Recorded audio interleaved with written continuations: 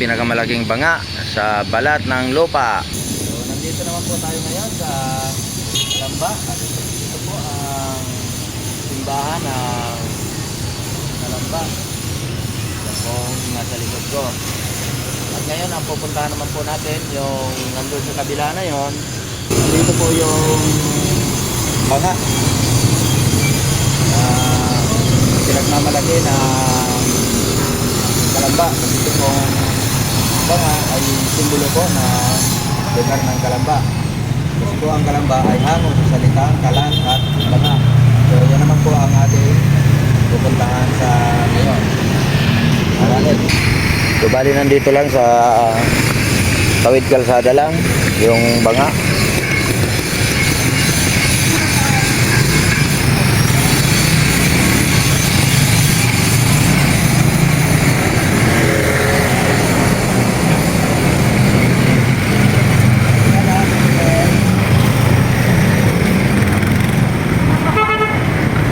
Ito po ang banga.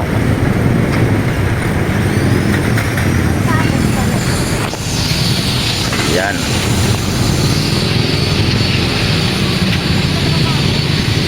Ito po ang pinakamalaking banga sa balat ng lupa.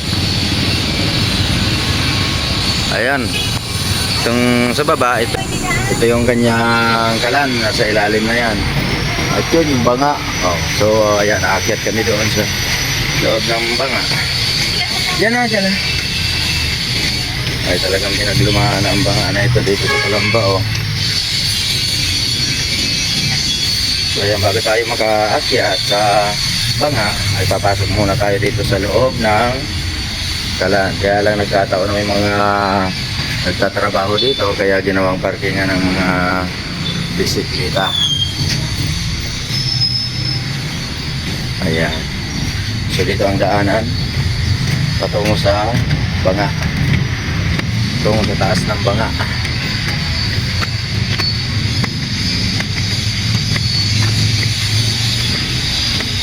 Yan.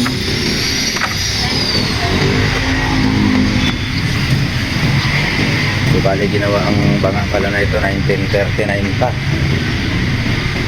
At dito rin sa banga nakaguhit yung mapa ng Kalamba.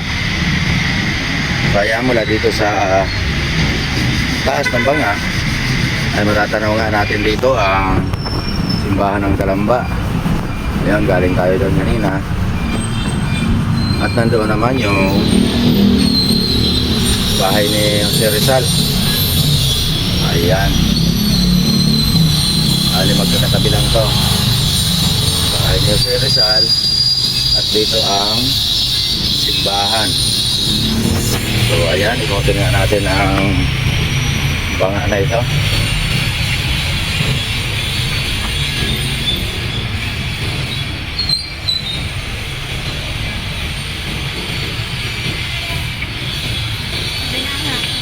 Tourism Information City of Kalamba. So malaki ng pagbabago kasi ang dati nito, nung unang ginawa ito, yung lugar na yan, na kinatatayuan ng building na yan ay plaza. Ano talaga yan, laruan ng mga bata. Pero ngayon tinayuan na ng building, kaya maliit na lang yung space. Halos sakto lang talaga na itong banga na ito dito.